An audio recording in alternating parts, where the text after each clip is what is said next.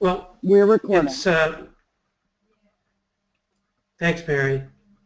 Well, it's 7:03, so let's start. We'll have this embedded into the course, and hopefully a couple others will be joining. There's 7 of us in the class.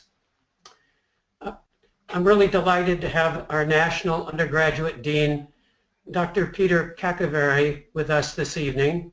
Dr. Caccavari has worked in higher education, both teaching and administration, after a career in insurance, consulting, technology, and project management in industry. In addition to his work in business and higher education, he's also a pastoral minister and is in the process now of becoming a deacon in the Catholic Church.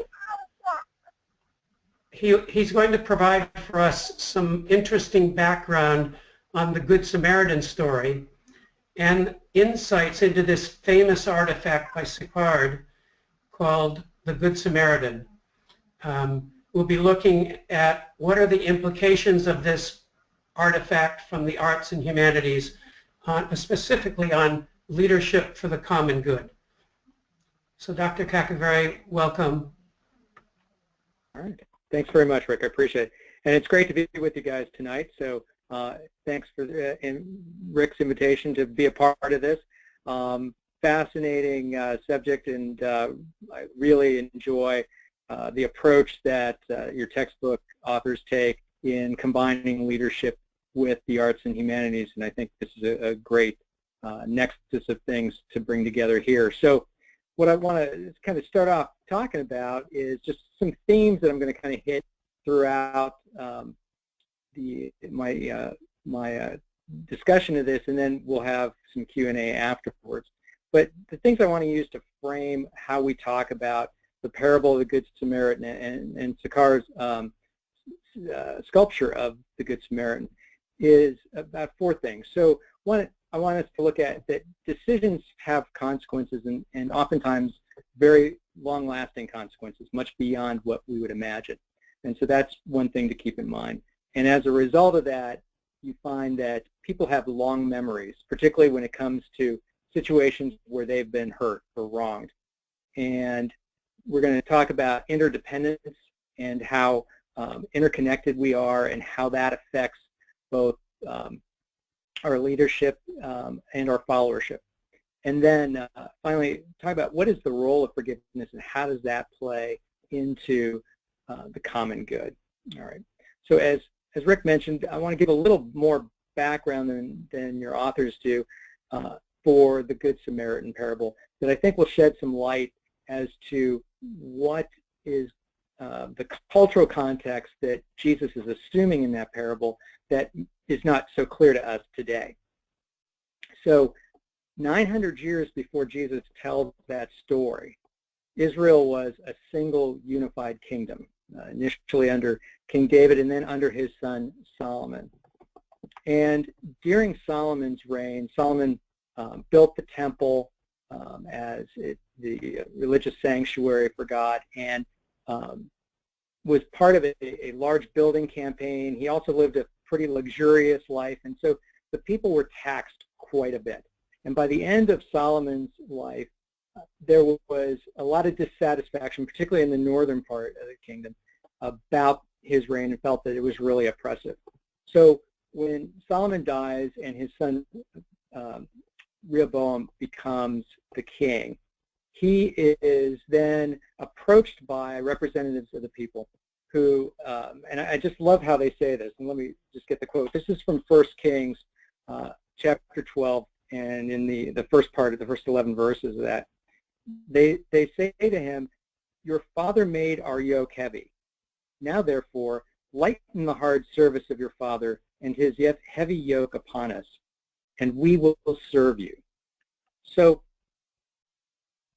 the people are offering an opportunity for forgiveness here. It's like, okay, yep, we were really kind of oppressed by your father, but we're going to try for a clean start with you, and just basically go easy on us a little bit, and we'll be your faithful subjects. So Rehoboam does what you would think any good leader would do, is goes for counsel right? So he's got two groups of people who are giving him counsel. One is a group of older folks who have a lot of experience and lived a while, and they say to him, you ought to take them up on their offer. And so specifically what they say is, if you will be a servant to this people today and serve them and speak good words to them when you answer them, then they will be your servants forever. Right? So look at what they're doing there. They're saying, first of all, they're saying you need to be a servant, right? Servant leadership, this is a great example of that. But basically, all you need to do is give them a little bit up front, and you will have their loyalty forever. Pretty wise advice. The other group is a group of men who are all younger than these older counselors, and they're all friends of the young king. They give him very different advice. What they tell him is basically they ought to double down, and you ought to be even tougher on them than your father was. So Rehoboam goes ahead and takes the latter advice. And his response to the people then becomes, and now whereas my father laid upon you a heavy yoke, I will add to your yoke. My father chastised you with whips, but I will chastise you with scorpions. So it didn't have the result that he was hoping for. Instead, it ends up in civil war, the kingdoms divide, and the northern kingdom becomes Israel, the southern kingdom becomes Judah. So this is the beginning of the background for this story. So this is 900 years before Jesus' time. Samaria becomes the capital of the northern kingdom, and Jerusalem remains the capital of the southern kingdom. 200 years later, then the northern kingdom gets invaded by Assyria. Assyria conquers them, they intermarry with them, and they bring their gods there, and they start worshiping their gods in addition to Yahweh. And so at this point now, the southern kingdom is looking at the northern kingdom as these folks have fallen away from the true faith, and now they conceive of them as half-breeds, right? Because they're not pure Hebrews, they're now intermarried with Assyrians. So this just deepens the rift between the Samaritans and the southern kingdom. So 150 years later, the southern kingdom is invaded, conquered by the Babylonians. Israel ceases to exist as its own kingdom. And while they would later be released by the Babylonians, they do not, up to Jesus' time, except for a very short period of time, have any kind of independence at all. So we're talking over this 900-year stretch. A lot of things have happened along the way, all from a single decision that happened at the beginning of that. And this is what's constituting sort of the bad blood between them. So I think that really helps to get a sense of the deep sort of political, religious, even family sense of distrust and betrayal that exists between the two groups, and that Jesus is trying to convey as the background for this parable. So it becomes even more remarkable then when the Samaritan is able to overlook that and just pay attention to the one particular man who's in front of him and is in need. Okay. So now let's go look at the way Caccavari puts that story into stone, right? So he creates a sculpture, and this sculpture is in the Jardin des Tuileries, which is a public garden in Paris, and as your authors indicated, was at one time the private royal grounds of the royal family. So it was a very protected, privileged space, not open to the public. And then later on, after the revolution, then becomes public property and something that is given to the people as a place to enjoy and to kind of broaden that enjoyment. And again, looking at this idea of the common or the greater good, making it accessible to more than just the royal family. So as with we see in this Good Samaritan story, right, there's a civil war there that creates the two kingdoms of the northern and southern kingdom of Israel, and then with the Garden of the Tuileries, then we've got the result that comes from another civil war, the French Revolution, that opens that up. And let's go into a little bit about the two figures in the sculpture. And McManus and Perucci do a good job of really analyzing that. And so I just kind of want to recap that a little bit. So you've got the two men, and they're both intertwined, right? The beaten man's wrapped around the Samaritan, and you see the beaten man's hand on the side of the head, which gives this very tender moment that shows some sort of half-conscious appreciation, even though he's barely conscious. So they're physically intertwined. You also see that neither of them have many clothes on, right? So it's almost like they're at the same level. You don't see any kind of status difference there. And that's one of the things where Caccavari really takes liberties with the story to prove a point that he thinks is really important, right? Because the Samaritan is wealthy, because the Samaritan gives the innkeeper 2 days' wages to take care of him, and then promises to give him more when he comes back. So there's no doubt that he's a wealthy person, but Caccavari is really trying to show how that when it comes right down to it, they are the same, right? They're this common humanity that they share, and so everything's sort of stripped away. It's just the naked flesh of being a human being that they both have in common. So I think that's a pretty powerful visual image that he does with that. So we see how that ability of the Samaritan to overlook the past transgressions that each have kind of seen the other as having done is getting played out in a very visual way. So let's think about some applications in some other contexts that might shed some light on both the parable itself and on Caccavari's sculpture. And to do this, I want to look at another Civil War. I want to look at the American Civil War. And Abraham Lincoln. There's a great story. If you ever get a chance to read Doris Kearns Goodwin's book, Team of Rivals, it's an amazing story about Lincoln and his cabinet, and tells a great deal and gives you terrific insight into what Lincoln's leadership skills and philosophy were. And it's really powerful, but a specific incident.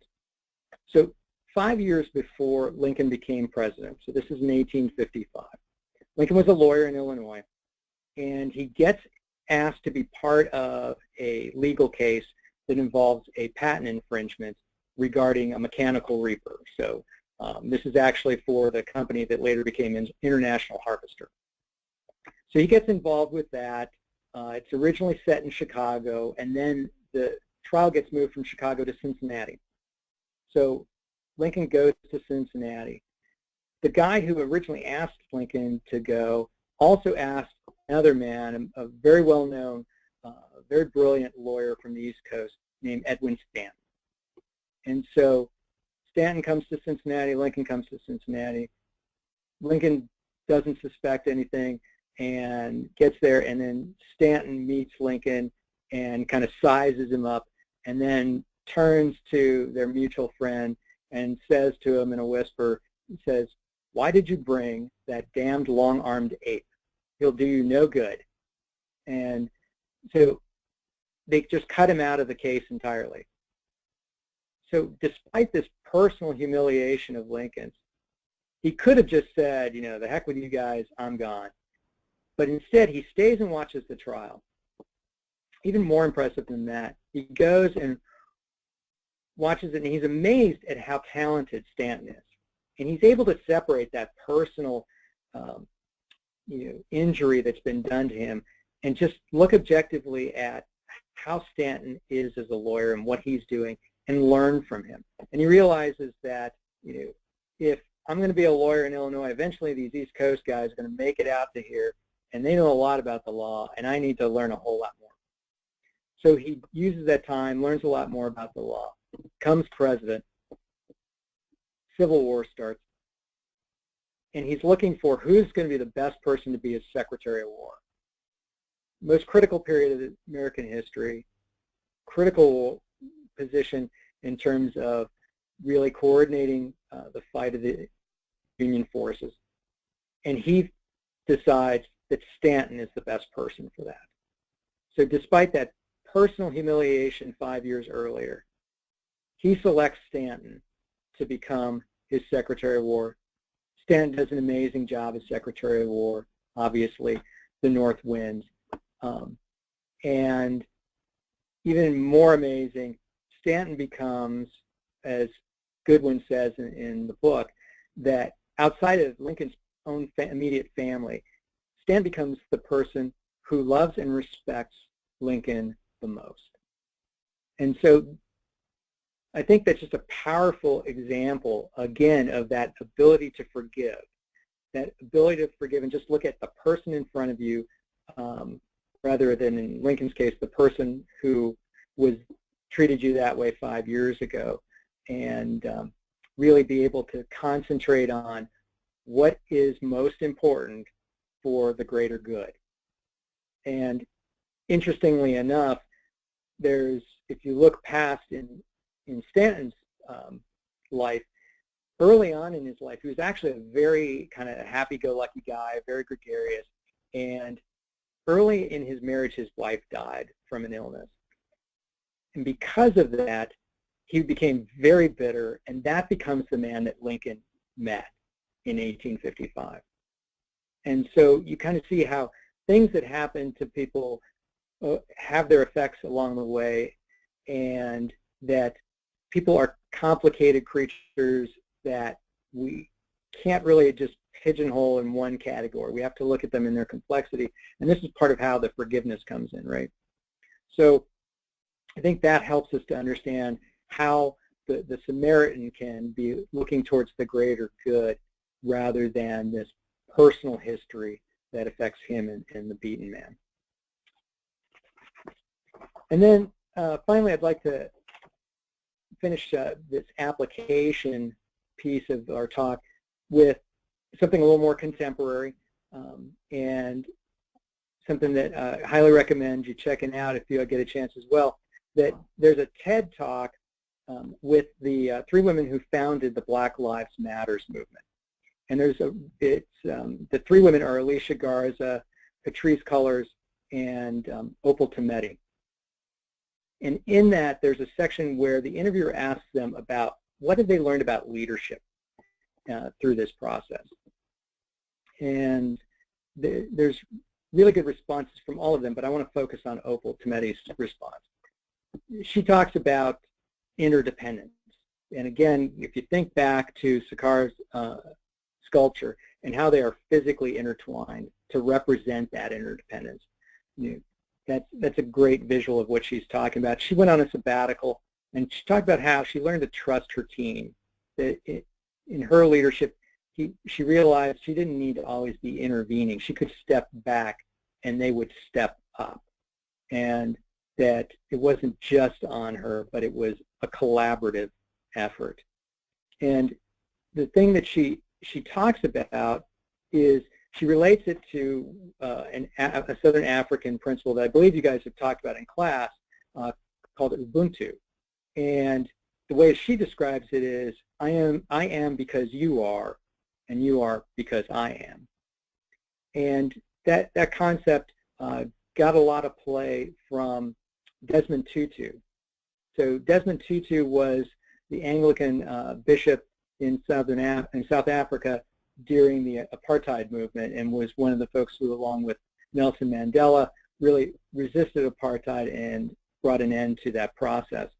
And the way he describes Ubuntu is this way: He says, Ubuntu speaks the very essence of being human. We say, hey, so-and-so has Ubuntu. Then you are generous, you are hospitable, you are friendly and caring and compassionate. You share what you have. It is to say, my humanity is caught up, is inextricably bound up in yours. We belong in a bundle of life. We say a person is a person through other persons. So this idea that our humanity is defined in part not only just by our individual self, but by others. And I really like the words that Bishop Tutu uses in terms of bound up and bundled. And again, going back to Caccar's sculpture, you really see that twisting, that intertwining, again, physically represents that bound up piece, that bundling. So I think that that's quite powerful in terms of, again, and with that quotation from Tutu is from his book, There is no future without forgiveness. Because after apartheid ended, very similar to the Civil War in the United States, right? You had to figure out, okay, how are you going to go on? What are you going to do with the people who lost, or who you've overthrown their regime? What are you going to do with them? Are you going to be able to get past that? How are you going to have forgiveness without condoning?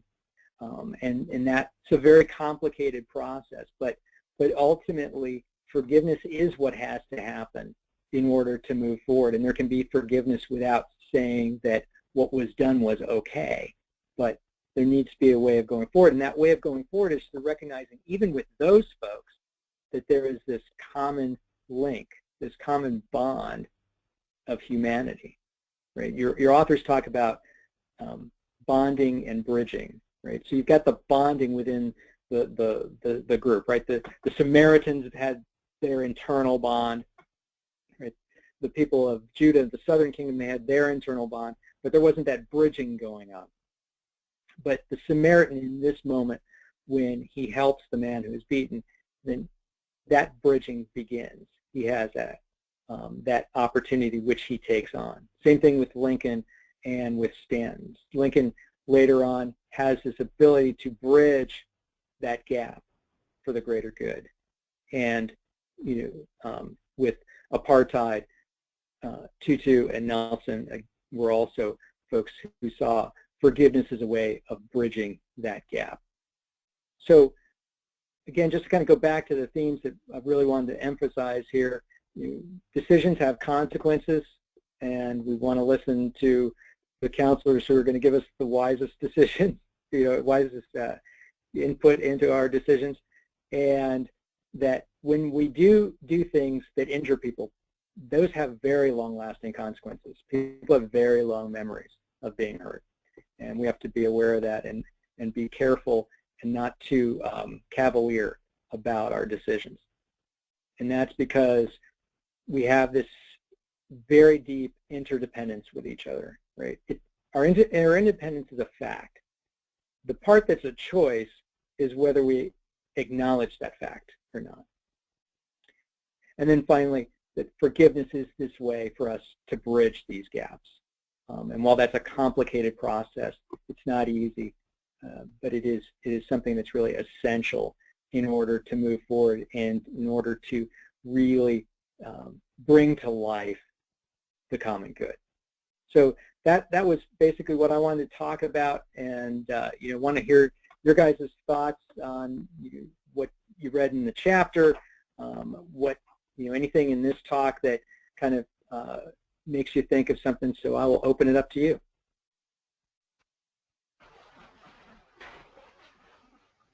Thank you, Pete. Anyone? I have some thoughts too, but I'd like to hear others first if they have something to add. You might look to see if Kaylee types something in there.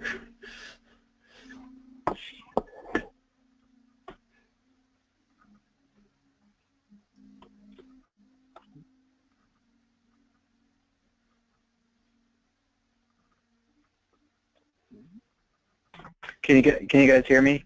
Yes, we can. Thanks, Dave. Oh, okay. So I guess, first off, Pete, thanks for taking the time to speak with us about that. I think just segueing into something that you said in the beginning of the spiel, I think that this has been really interesting to look at these various leadership concepts through an arts and humanities perspective.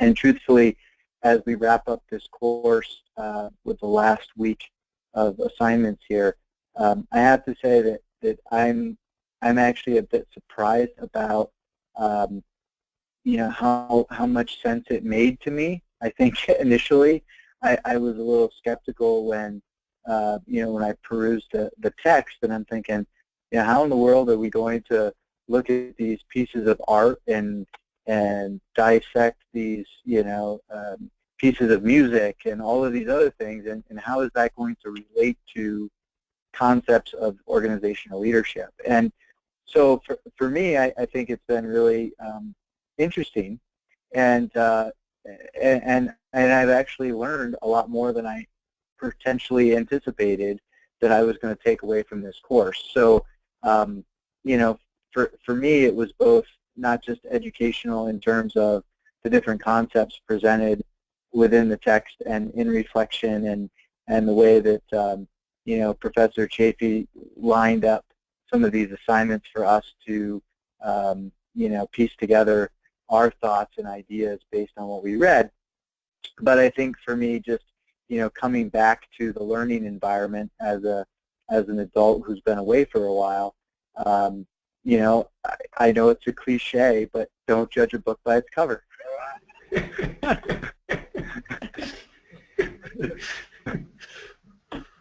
Good. Yeah, no, that's great. Rick, were you going to say that? One of the things I'm hoping is to get Dave together with Wooten. They live about 15 minutes apart, I think. He's in Johnson, Vermont. She's in Morrisville, I believe. And she is this gifted person that could be teaching anywhere in the world, any university in the world.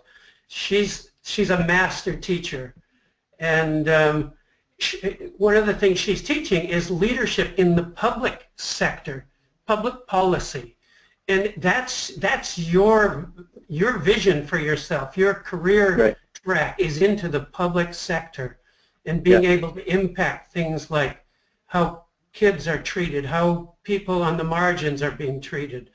It's a beautiful thing. I would love to have you connect with each other. Did you get a chance to listen to her piece yet that she did Thursday? I haven't listened to it yet, Rick, and I do have it on my plan in between the sessions here to actually try to get with her around the holiday season. I don't know what her calendar is going to look like with holiday travel, but but I'm in and out a lot around the area, so I'm hoping to connect with her over the next couple of weeks. That'd be wonderful. Forgiveness. I'd like to say a little something about this issue of forgiveness. I had one teacher that said, we never have to forgive anything. We may have to say it to somebody because it may be helpful for them, but we are intertwined, and forgiveness is for its own sake. It's the recognition that we are one, that this interconnectedness, because there's an arrogance somehow to most of the ways people try to forgive. I'm bigger than you, I'm going to forgive you. And that's not it at all. I think Pete will recognize what I'm talking about. You probably did too. There's a place that we can take grievances inside us and have them dissolve. All I can do is point to it. It's an experience we have. I think it's a transcendent experience somehow. But I know in working together and in marriage relationships and family, there are always going to be grievances. And what is so beautiful is even if only one person in that pairing recognizes that there is this place inside us where we can just hand these grievances over and have them dissolve, so that saying you're sorry just becomes something that may be helpful for the other, because it can be heartfelt, but it's not as if you're saying, I'm bigger than you, so I'm going to forgive you. That isn't, it's a different feel to it. And it's so beautiful when it comes from that place. Perhaps you could call it forgiveness for its own sake, rather than forgiveness for my sake or your sake. It's for our sakes, I guess you could say. Right, right. Yeah, I think there's two aspects I think about forgiveness that kind of come to mind. And I think you're absolutely right that forgiveness really is this amazing thing. With like my kids, and I have to catch myself with doing this. When my kids have done something wrong and they come and apologize to me, my initial reaction is oftentimes, that's okay. But that's totally the wrong reaction, because first of all, it's depriving them of, it's diminishing their opportunity to be granted forgiveness. They realize they've done something wrong, and they want to repair that relationship. And Right. For me to say, that, oh, that's okay, it either seems to indicate to them that I don't care, or that, well, or perhaps just as bad, that what they did wasn't wrong, right? And so, so forgiveness is this really important balancing act. Like you said, Rick, it's not about power.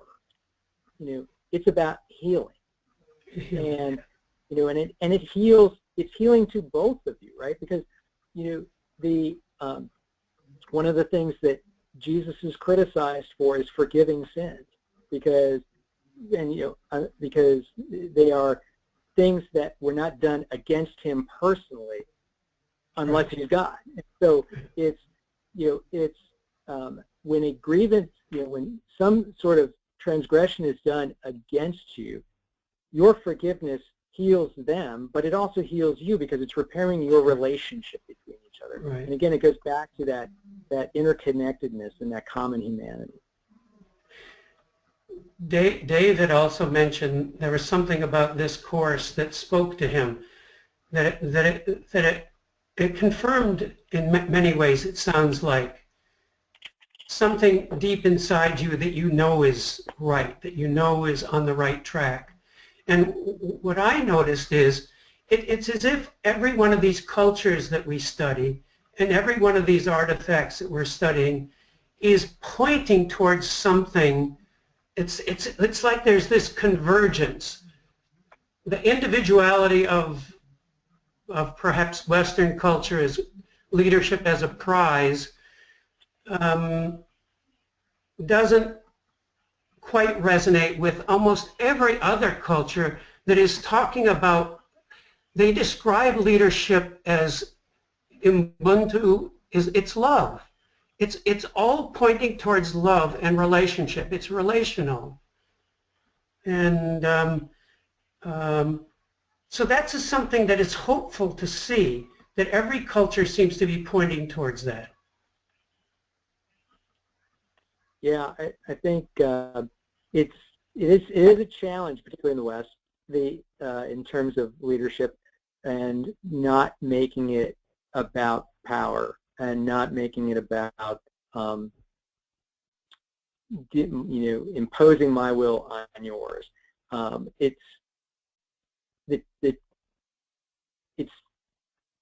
know personally for me, I find it challenging to you get set in your head about, okay, I think this is the best path to go. And then when there's different ideas about that path to go, how do you reconcile that, right? And and that's of course the challenge for any leader in any kind of context. But if we reconnect back to the fact that the people you are leading you're in the same boat, right? Yeah. And that you share this common humanity, and for one thing, that their success is your success is their success, and try to use that as the benchmark or whatever in terms of your compass.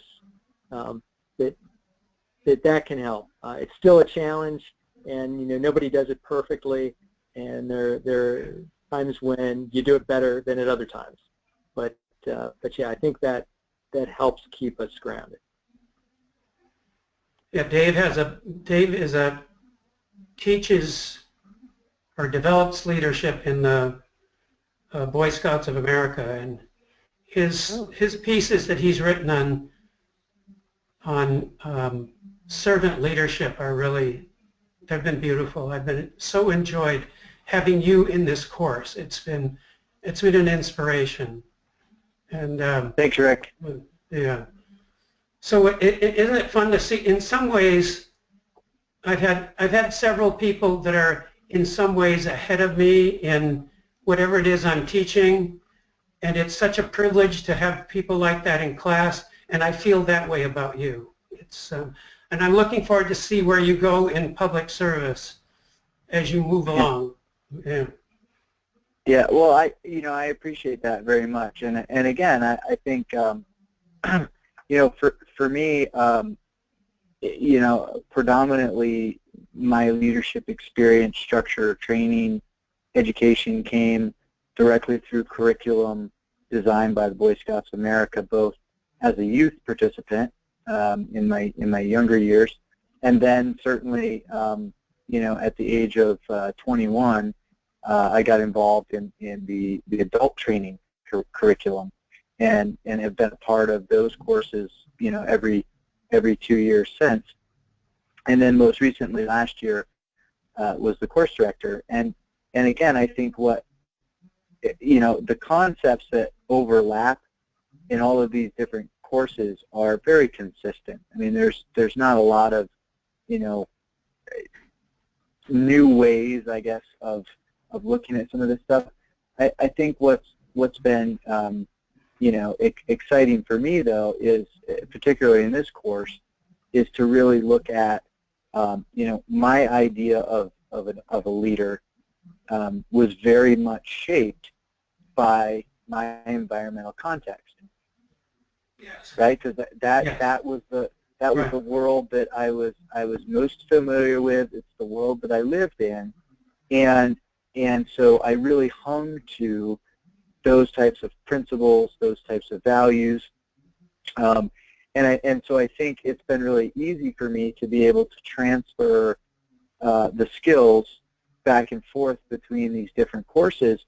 But it's also been very helpful for me to try to make connections between the new concepts that are presented because I have such a strong platform of what it means to have a set of values that you are leading from, what it means to have specific and designed leader-follower relationships that you might get between a patrol leader and his patrol, or the senior patrol leader and the patrol leaders council, or the scoutmaster and the assistant scoutmasters. And so there's all these really defined relationships that have, that are naturally evolving in the hierarchy of the Boy Scouts, that I've moved through these different relationships in so many different levels. And so for me, it's easy to translate the framework when we talk about some of the different concepts in some of these other cultures. But again, I think what's been helpful is as I go into this this newer role at work, it's interesting because for me it's not really about changing my leadership style. It's more about changing my management style in the difference of the role, because what allowed me to be successful in my other professional ventures within the organization was my leadership style and ability. And so I don't need to change my leadership style to be successful in my new role. I need to change or adapt or build some new management skills just to manage more stuff. So I think that's, you know, Okay. and oh, I see what you mean, yes.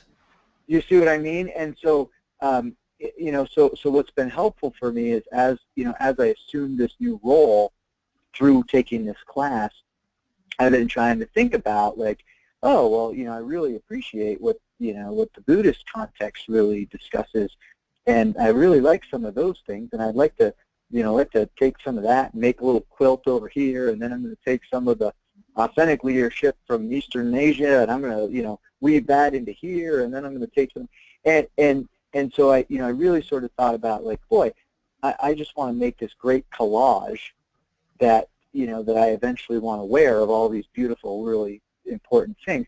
And what I'm recognizing is that, you know, in my current capacity, I am a strong leader, and I have a lot of success as a leader. And so, you know, there's things that I can do better as a leader, but it's not necessarily something I need to change. It's just something that I need to do better at.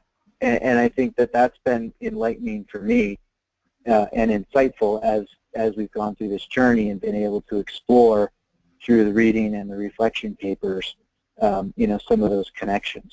And I would say overall, in my other courses that I've taken thus far, I have to say that to me is one of the most, you know, brilliant and attractive aspects of this program, is the ability that it's not just about, you know, regurgitating information that is thrown at you.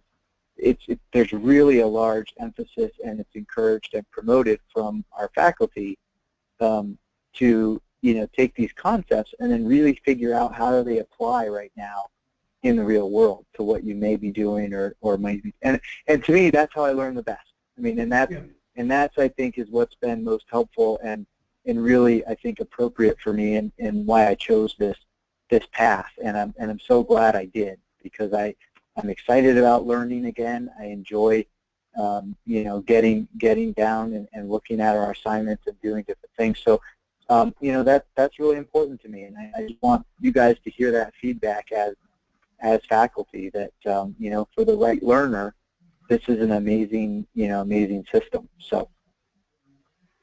Great to hear. Thanks for sharing that.